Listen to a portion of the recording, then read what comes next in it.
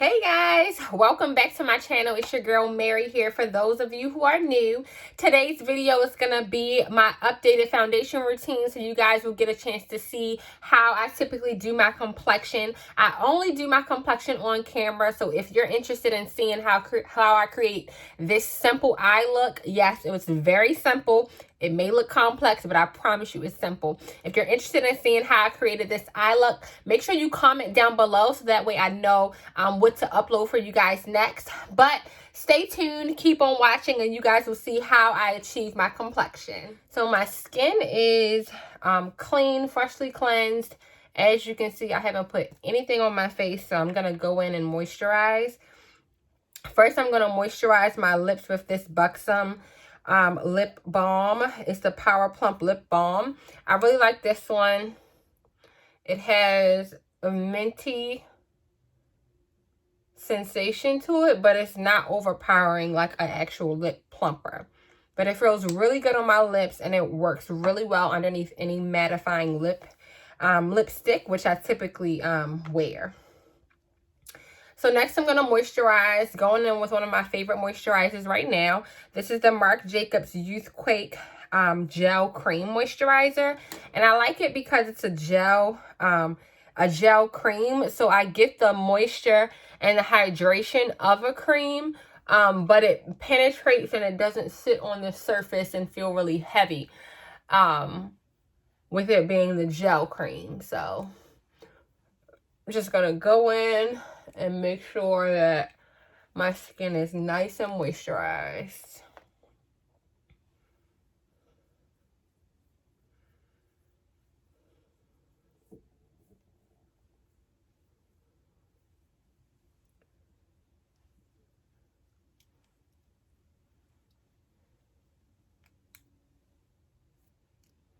All right, nice and hydrated. Next, what I'm going to do is I'm going to use my primer. So one of my favorite primers right now is the Milk Hydro Grip Primer. I apply it to my hand like so, and then apply this to my face. Now I love this primer because it gets sticky. It has tack to it, so it really gives the foundation something to grab hold to, so that way it lasts all day. And it's good for any skin type, so it's not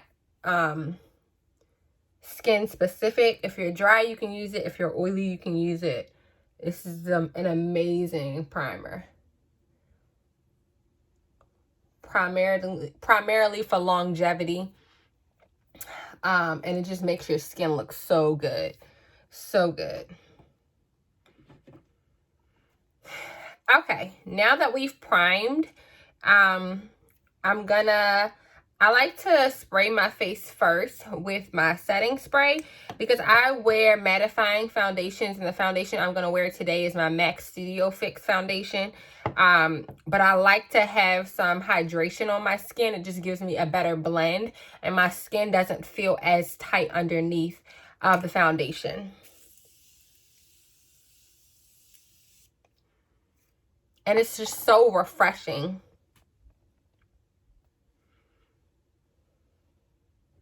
All right, so I typically apply my foundation to my hand first before I apply it to my face. Now, I'm going to be honest with you. We're in this quarantine. I haven't been able to go purchase any foundation. My skin tone is doing its own thing right now.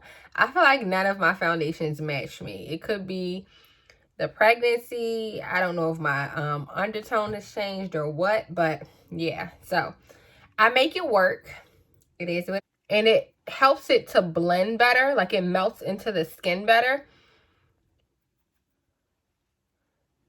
Oh. Oh.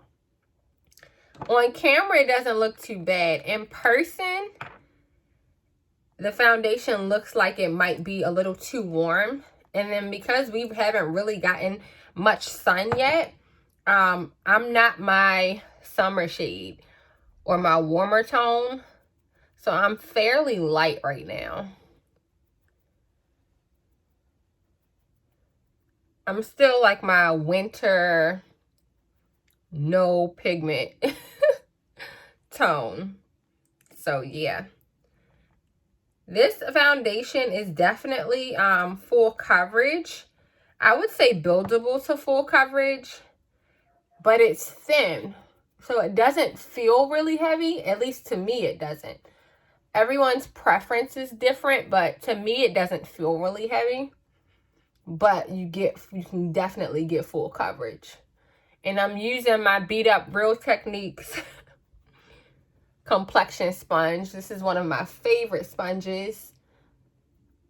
I love the Beauty Blender as well, but I don't have one right now. So I'm using my Raggedy Real Technique sponge. And I usually just stamp my foundation all over, focusing more coverage in the areas that need it most. So because of this pregnancy, I have been having some slight breakouts in the center of my face. And then I'm not even messing with the little breakouts that I have, but I mark really easily. So they leave marks on my skin. And because they leave marks on my skin, I have to apply a little more foundation in that area. So, and if it sounds like I'm out of breath, I am in my 5th month of pregnancy. And that's just, you know, it just comes with, it's one of the symptoms that comes with it. So that's why.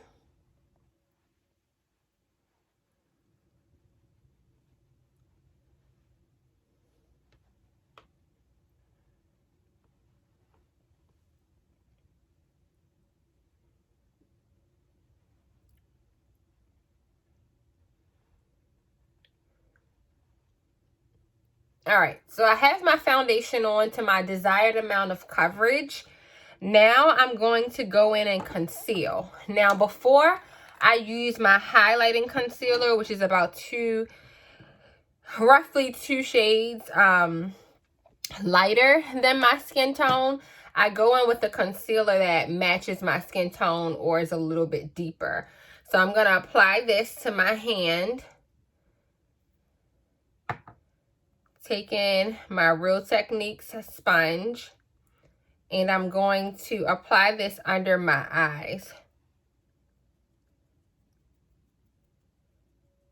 Now this is gonna neutralize any dark circles and just give me an even tone prior to me highlighting. And the reason I do this, it's almost like color correcting without using a color corrector. Because I don't have really heavy dark circles to need an orange color corrector. So I can get away with just using a concealer that matches my skin tone exactly, just to neutralize that prior to my highlight concealer. And the reason why is because if you put on a brightening concealer that's 2 to 3 shades lighter than your skin tone on an area that's darker than your skin tone, it's going to look see-through, it's going to look ashy, and it's not going to give you a perfect seamless blend. So you need to make sure that you're neutralizing any hyperpigmentation, dark circles, or dark marks on the skin. So I look completely even now, even under the eyes.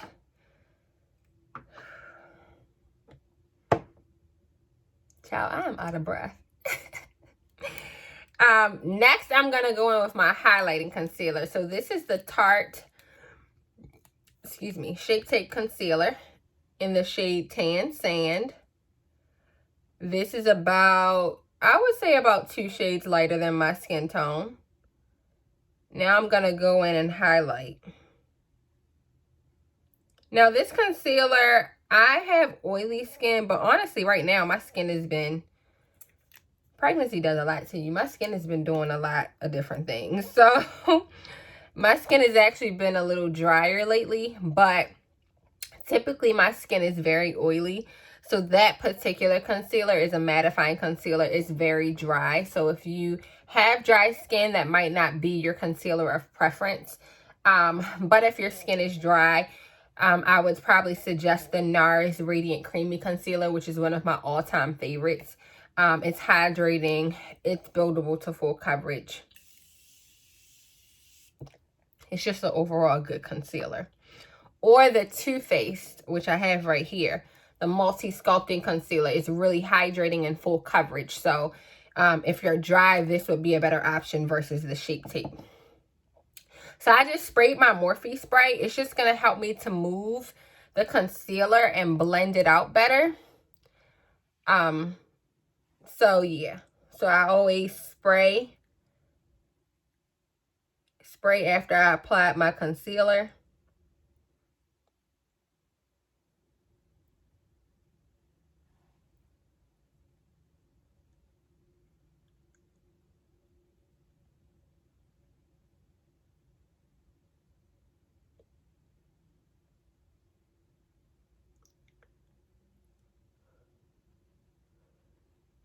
So I like to go back and forth with my blending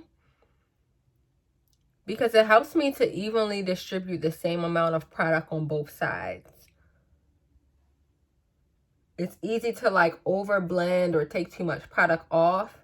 But I find when I do this, I get like the same amount of coverage, the same amount of blend on both sides.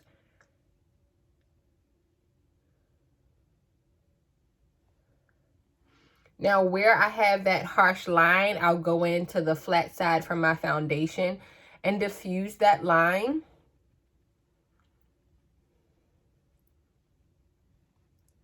You want to be very strategic with your placement of your brighter shades. So your highlight is the center of the face. The perimeter is your contour or bronzer. That's where the warmth is. And then the leftover areas should be your exact skin tone. So I don't want too much brightness. I just want the brightness in the areas where it should be.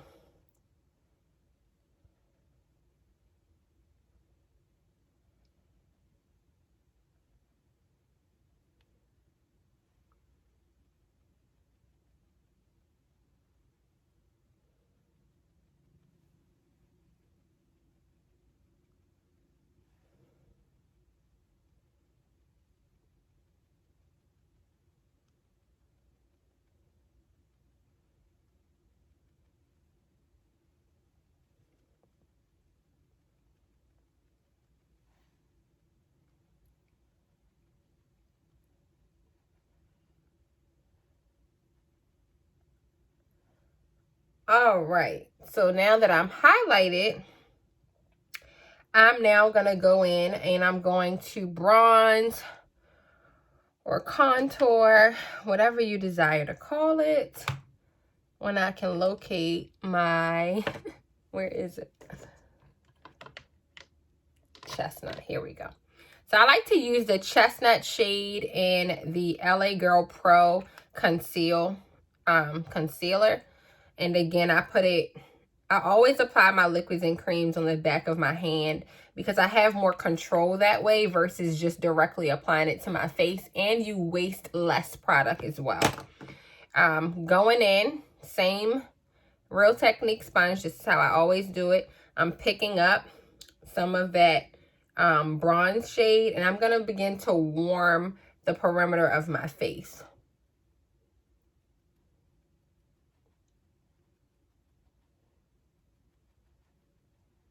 Now, the reason I'm using a sponge is because I find when I am sculpting out my face or doing my complexion, I get a more seamless skin-like blend with my creams and liquids when using the sponge. And then if I find any like harsh lines or anything I can't seem to get rid of with my my sponge, then I'll go in and I'll diffuse it or do whatever needs to be done with a brush. But I find that I get a seamless skin-like coverage and blend with just the sponge. It just looks so smooth, so skin-like, not textured. You don't get any streaks. So it's a flawless application when using a sponge. So I've been using sponges a lot more lately. Now, of course, if I don't have a sponge, I know how to work with my brushes. But it cuts more time, honestly, in my opinion, with a sponge. And it's just been easier for me. So you guys can kind of see, I don't know if you can see that, how I warmed up the perimeter of my face, but it looks very seamless. It's not too dark. It's not too harsh. It adds just a nice warm, a warmth to my face, which is mimicking my natural skin. So I applied some more. I'm gonna pick it up with my sponge and do the same to the other side.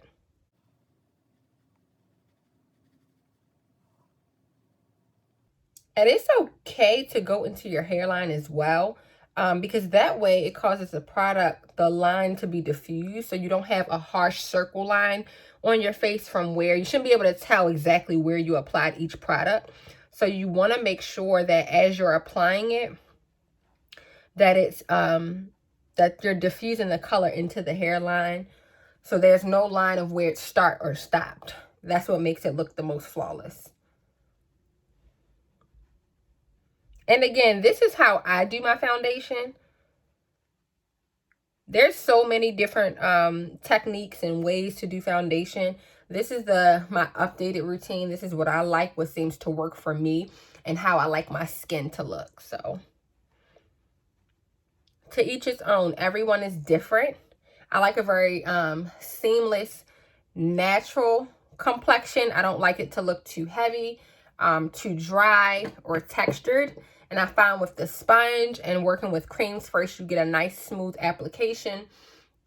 And it just looks like flawless skin, honestly. That's typically what I go for. So that's why I do my makeup the way that I do. Okay, now that you have placement, so I have my foundation in place, my concealer in place, and my contour bronze, whatever you want to call it, in place. Now it's time for me to set. So after applying your creams, you definitely have to lock these things onto the skin.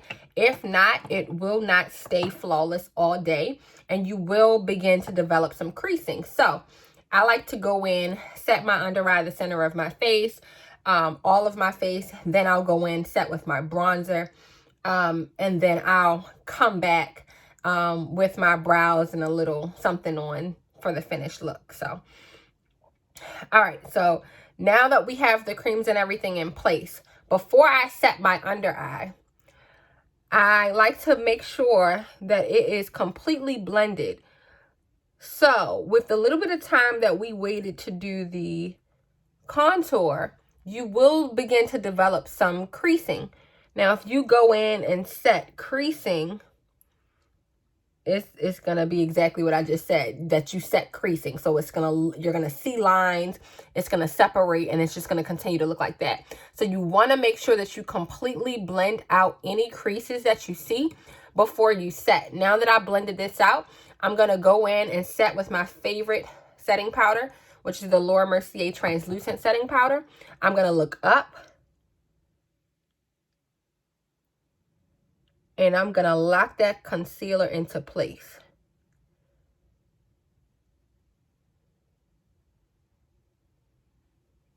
Same thing on this side.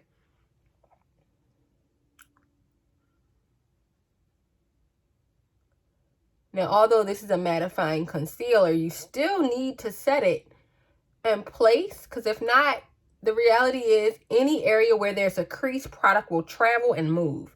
So if you don't set it, it's still gonna crease. Like so. I like to set my smile lines because I have smile lines. And then I set the center of my nose, center of my forehead. And don't be afraid of translucent powders, ladies. Like, this translucent powder is bomb. And when used correctly, you're not going to look ashy. You don't need a whole lot. Like, I didn't go extremely heavy, but I put enough to ensure that every area I'm setting is properly set.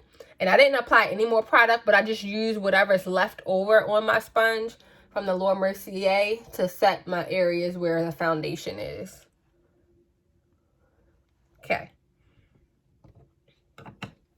Now that we've done that, I'm going to go in and I'm going to enhance and or set my bronzer using my Fenty bronzer.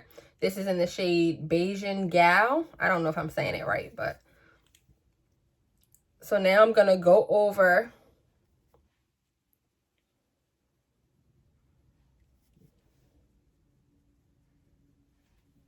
exactly where I applied the liquid, and I'm just going to enhance or set. And it's good to make sure that you have a shade that matches that color exactly, because you don't want to alter the tone. You just want to enhance and set.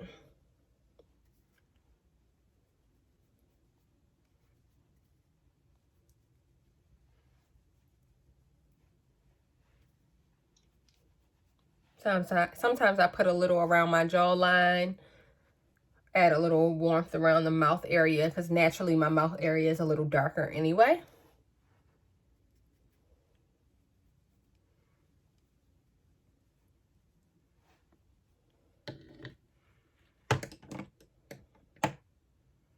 Then I'm going to set with some setting spray.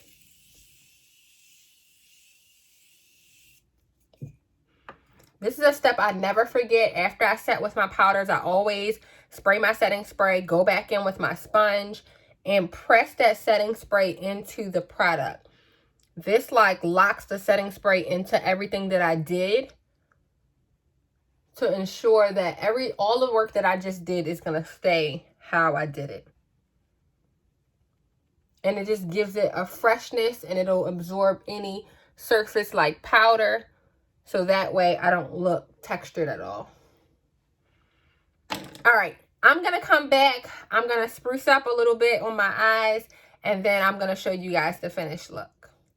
All right, guys, I'm back with the completed look. This is what I came up here with. I didn't plan on doing all of this, but, you know, I had nothing but time, so I ended up doing all of this. But this is basically the routine on how I typically get my complexion. I did apply some highlight off camera. The highlighter that I used was this Laura Mercier, the Glow Set, translucent medium deep, but this is the glow version. So that's the highlight that I have here. And then I just put some gloss on. I did a little bronzy. Like, this is one of my go-to bronzy eyes that I just love to do. I love a good like bronzy gold eye.